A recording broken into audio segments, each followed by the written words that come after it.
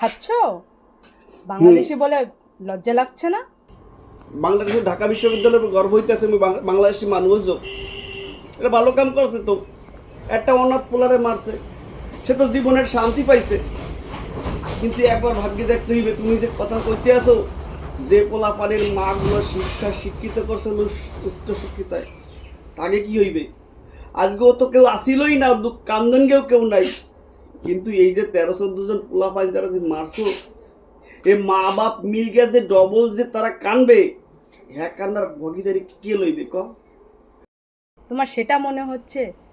আরে তোমার ঢাকা বিশ্ববিদ্যালয় নিয়ে কত বড় বড় গর্ব করতে, আমার বিশ্ববিদ্যালয় এই, আমার বিশ্ববিদ্যালয় এই সেই। ওটা তো এখন মরণ বিশ্ববিদ্যালয় হয়ে গেল। ঢাকা বিশ্ববিদ্যালয় হলো ওটা। মোরা বাংলাদেশি মানুষরা খালি গর্ব করতেই জানি। মোরা গর্ভবতী